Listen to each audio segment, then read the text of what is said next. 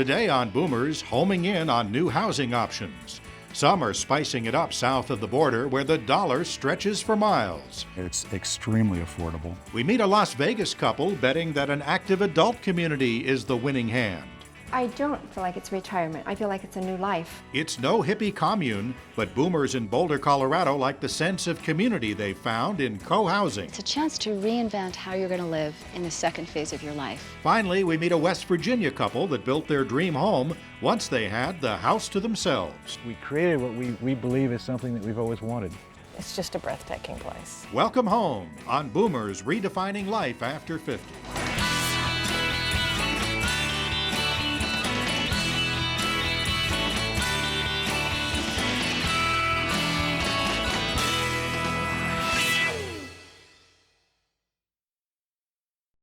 Welcome to Boomers, Redefining Life After 50. I'm Nancy Mills. And I'm Mark Mills. Well, when you get a group of baby boomers together, sooner or later the conversation rolls around to real estate.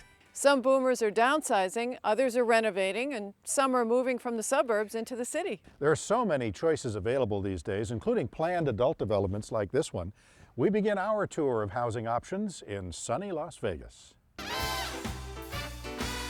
5 years ago, Karen and Michael Bergman moved to an active adult community in Las Vegas, refugees from the traffic and high housing costs in Southern California. I just love it. I feel younger now than I think I did 10 years ago, 15 years ago. We're off playing golf, or we're traveling, or Karen's doing ceramics, or we're working out in the fitness center, or we're eating with friends. We're on the move all the time. Okay, let's go. Hi, Ed. Mowing the grass? But many boomers want to settle closer to home. Bob and Delia Phillips moved to an active adult community an hour from their California home to downsize and to enjoy all the amenities with their friends and family. I have 8 grandchildren and Bob has 2. The grandkids do come here for the summer using the amenities as far as the swimming pool is concerned, and they just love the swimming pool. How's the bocce ball group coming along? The Phillips and their friends also enjoy the built-in sense of community. The complex arranges everything from golf tournaments to cruises, and they like their downsized lifestyle. She didn't want a place with more than 2 bathrooms to have to clean. And since I have to clean them, I'm very happy with that solution. In a national survey conducted by Harris Interactive, 50% of boomers over 50 say they plan to buy a new home when they retire, and 66% of those who will move say they are seeking a better community lifestyle. Boomers are typically downsizing to just 2 bedrooms, but they look for a master bath outfitted with his and her vanities, big tubs, and walk-in showers. They also prefer a large open kitchen, recreation rooms, and home offices. This party is the first community gathering at a new active adult development north of Boston. Residents must be over 55, but partygoers said they don't think of this as a retirement community. My first question was, how old are the people here? Because I'm not moving in with a lot of old people. And he said, no, Linda, they're all your age. And the age restriction to people over 55 was a concern for some. I think diversity is a good thing. And whether it be, race, gender, or age, the more diversity, the better. And when you cap everything or limit everything at 55, you limit the diversity. If you want to be a couch potato, you might not fit in here. I think physically we're probably younger than our parents might have been at this age. So we're looking forward to staying real active. For Lillian and Richard Duncan, that activity doesn't include things like mowing the lawn or shoveling snow in the winter. I drove home from work in the snow and came in, and they had already plowed it once. So I got in the garage, and then later I thought, I wanted to see if they'd finished the driveway, so I opened the garage door and somebody was out there spreading salt, and there were 3 guys shoveling the front walk. So I said, I felt a little guilty because I wasn't shoveling, but it actually was pretty good.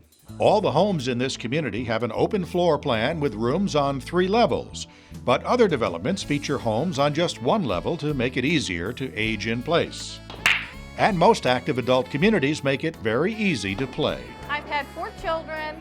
I've done all that stuff. I'm a grandparent. I love it, but it's time for me to stop playing again. I'm a tennis player. They said there's tennis down the street. Dan's a biker, and we can't wait to do some playing on the weekends. My wife says these are summer camps for the older population. Real estate expert Carl Case says many boomers want activities that are close by, whether they settle in the city or in a more rural setting. So there's urban camp and there's suburban camp, and so I'm not surprised by it. I guess I'm surprised that the market hasn't responded to it sooner, but it's responding now. Active adult developments are a growing trend and can be found all over the country. But some boomers want a community that includes people of all ages. One style of mixed housing that's gaining momentum here had its origins in Denmark. Far from the action of Las Vegas and its neon nights is another world, where the buffalo roam and bikes outnumber cars. Listen to the Earth Mother song. Listen to the Earth Mother. This is Boulder, Colorado. It's the home of co-housing, a movement as much as a blueprint for how to live. Co-housing neighborhoods are created by the residents themselves. And the common value that people share is sustainability. Homes in co-housing are privately owned, and everyone is an equal owner in the shared facilities, which can include the land, the gardens, the play areas. Some of the environmental values in co-housing include driving less, as much as 50% less, having lower utility bills, up to 40% less, people sharing meals together several times a week.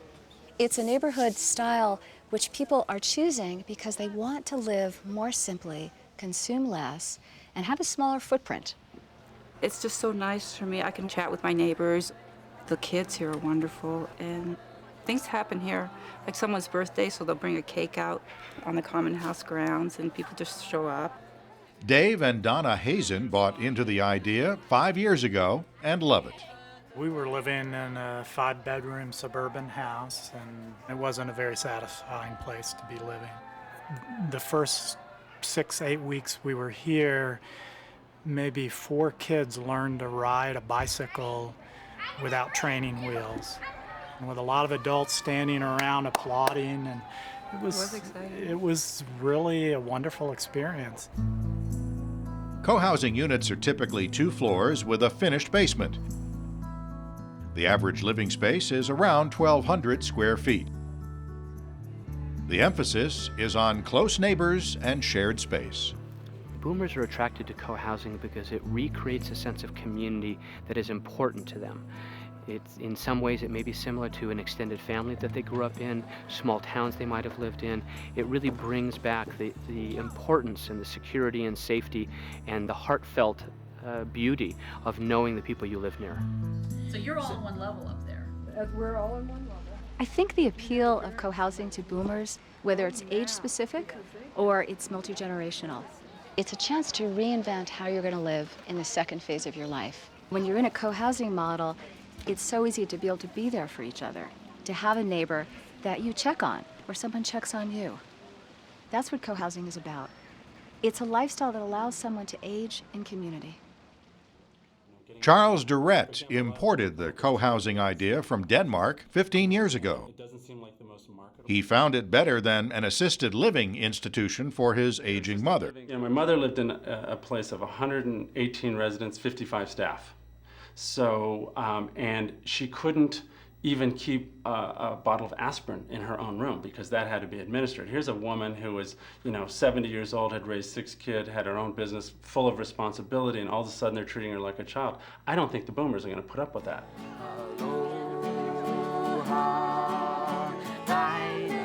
Co-housing's appeal is limited, but boomers who've made the choice say they found more quality in having less and living more simply. Well, Mark, a lot of single boomers are investigating co-housing. They really like that community model. Yeah, and it looks a lot more comfortable than those communes did back in the 60s. Well, coming up, Viva Mexico. Boomers blaze a trail south of the border. Hey, let's go look at the model. Okay. Coming up, Mark's financial advice on home equity loans. Wow, this is a nice big space. I love the colors in here. Yeah. You know, Mexico has always been a popular vacation spot for Americans, but now thousands are calling it home. We traveled to San Miguel de Allende and met boomers who have fallen in love with the people, the climate, and the fabulous haciendas.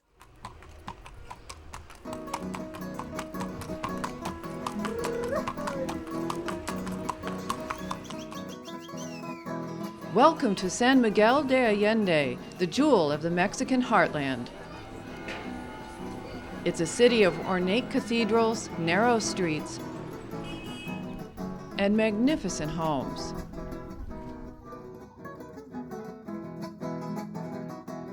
Homes that boomers like Dan Prescher and Susan Haskins, a couple in their early 50s, are snapping up. This is our neighborhood. It's called Los Frailes. It's a little farther out of town, but we wanted a quieter neighborhood, and we got it because it's nice and the price was right. So come on in. We like the house because it's solidly built. Everything down here is made out of block and concrete. It's a really solid house. It has a huge yard for our dog. It's got 5 bedrooms, 2 of which we use for offices, so we office separately. 3 bathrooms. We have plenty of room for people when they come down to visit us down here. The utilities are almost non-existent. One of the most attractive things about this part of Mexico is that you don't have to have air conditioning and you don't have to have heat. But live in a foreign country? Why would so many boomers move to Mexico? It's extremely affordable. People can come down here. We tell them you can start looking at, $125,000, $150,000, and you can go up as high as you want. Dan and Susan have no mortgage, tiny utility bills, and property taxes are just $300 a year. Viva Mexico! Of course, if you want to, you can pay a lot more for a house. This trophy home, close to town, has spectacular views. Can you guess what this 5-bedroom house sold for? Friends of ours from Oregon bought this house not even a year ago, and they paid $450,000 for it, and they got a fantastic deal. Just down the hill, right next door, is a house that's for sale for $250,000, and the property alone, I would say just the lot, is worth that. With so much beauty, San Miguel's famous art scene has long attracted Americans. But now more than ever, boomers like Dan and Susan have come here to reinvent themselves and live more for less. I was born and raised in Nebraska. Susan was only there for 25 years, so she really didn't qualify as a native. But we had a really successful marketing and business-to-business thing that we ran out of the home there. But every winter, we'd just look at ourselves and say, never another winter in Nebraska. And fortunately, we were at a place where a lot of boomers are, where we could afford to fail gracefully if we tried something different.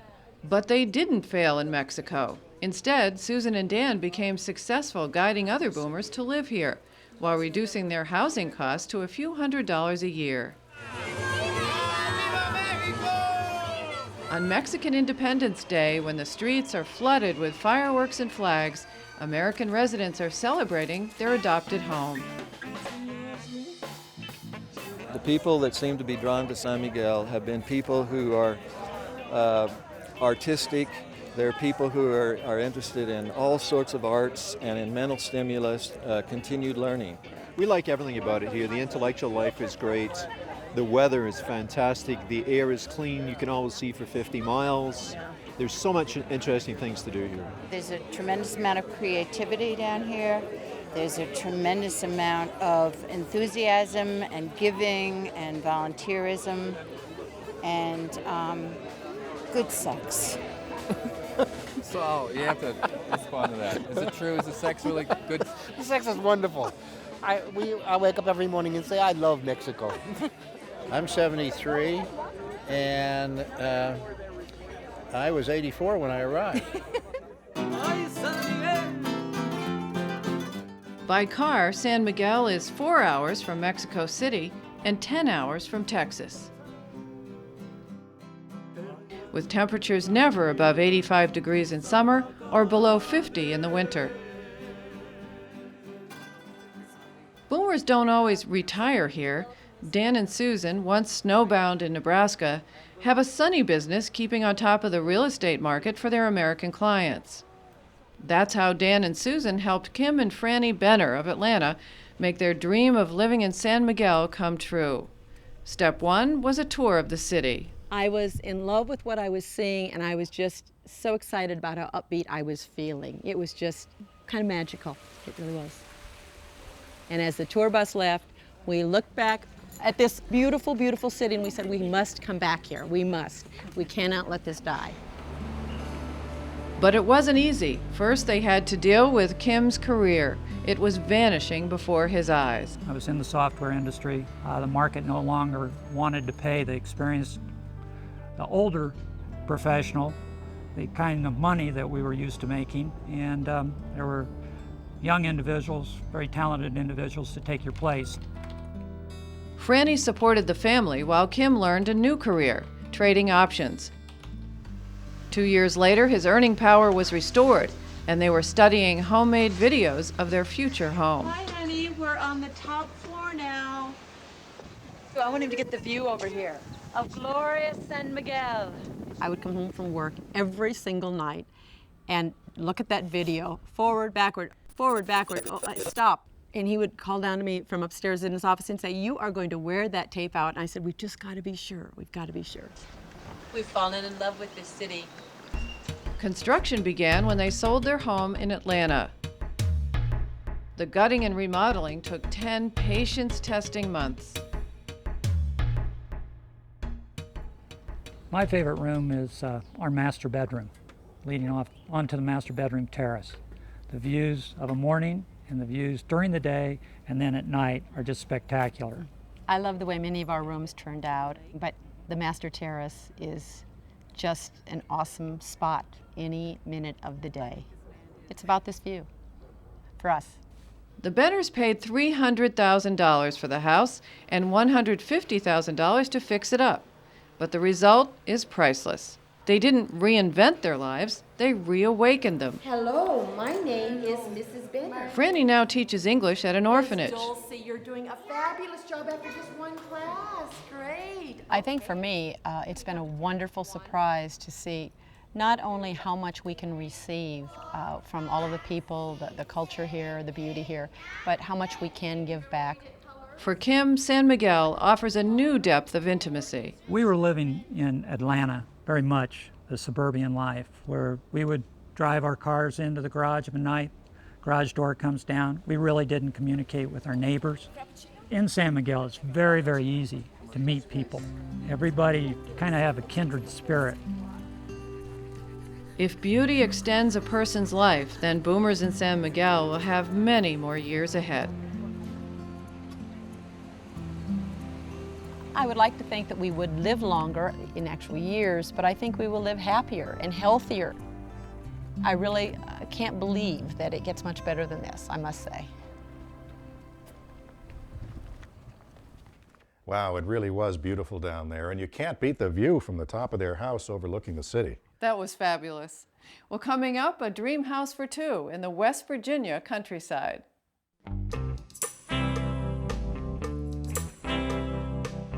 Rising real estate values have tempted many Americans to tap into their home equity for a lifestyle boost. They've treated their homes like giant piggy banks that they can't resist raiding. This is generally a bad idea, but it's especially risky for boomers. Home equity is a key building block for future financial security.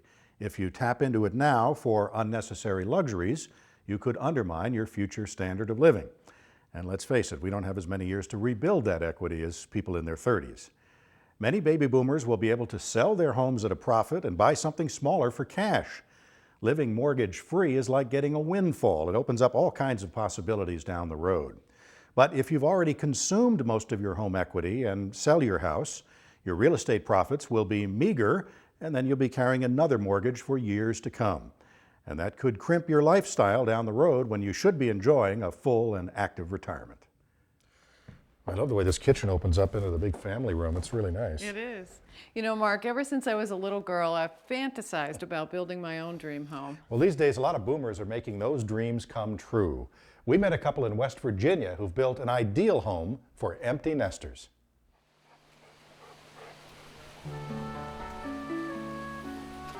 Ann and I started talking about what was most important in our lives. Wouldn't it be nice to actually get a place where we can have a big garden and we can get dogs that like to run around? Good boy, good dog. Living in nature, tremendous value for both of us. Having privacy, being able to appreciate views, having coffee in the morning where you could just walk out with a cup of coffee and there you'd be in the middle of the woods. We wanted a house where we felt good. I knew when I saw this place that this was it. It's just a breathtaking place. Throughout the construction process, we would come up on the weekends, and I can remember sitting exactly here, but when there were no steps, and I don't even think the porch was completely floored with you know, a bottle of wine, and just sitting there then, imagining what it would be like to sit here now. There was a lot of dreaming and a lot of anticipation, hopeful anticipation in the construction process. I grew up in a house in Connecticut and had a screen porch breezeway. So we put a screen porch breezeway in here. It was a wonderful part of my life as a young boy growing up, and it's now part of my life as I'm older. My grandparents had a house with clapboards, so we wanted to do that as well. I love stone, and so you can see around you we have a huge stone terrace here. We have a stone chimney. The stone has a wonderful sort of eternal quality to it, a solidness to it. A lot of the houses that we've lived in have sort of the limitations of those houses have helped steer the design of this house. In our house in Washington, the kitchen was, you know, away, and when we would have people over, I felt like I was missing the party if I was in the kitchen cooking.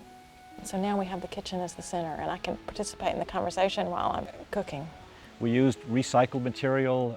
The floors came from a factory in Framingham, Massachusetts, and found wonderful cypress doors from New Orleans that we use, all the interior doors. We don't have 4 bedrooms. We have basically our bedroom and a guest bedroom, and that's it. And that's all anybody really needs when you're a so-called empty nester. We wanted a house that we could live in through the various seasons. When it's very hot in the summer and there are bugs, we hang out on the screen porch. During the fall and the spring, we usually sit out here because it has a fantastic view. In the winter, we have a cozy little room where we have a wood stove, so we hang out in there. The place itself had this really strong attraction when we saw it. And then we tried to build a house that was, that lived up to the space. We used everything we could in the site, the trees, the stone, the view, the topography, and we created what we believe is something that we've always wanted. It's just a wonderful place to be. It really does look like a wonderful place, and you know, I think I could move right in, Mark. Yeah, their planning really paid off with a beautiful design. All right, let's see what's coming up in our next episode. Next time on Boomers, the search for meaning in midlife. Stephen Cope found an answer in the practice of yoga. In today's stress-filled world, some boomers turn to centuries-old traditions like the mikveh spiritual bath. In San Francisco, social worker Larry Yang shares his story of a spiritual journey of healing. Self and spirit next time on Boomers, redefining life after 50. That's it for today's program. Thanks for being with us. Join us next time on Boomers, redefining life after 50. That was a nice big place. Yeah, they had a lot of good ideas here for decorating. I like the design. Hear more in-depth interviews, link to experts and information, find useful tools, connect with other boomers, and send us your story, all at boomerstv.com.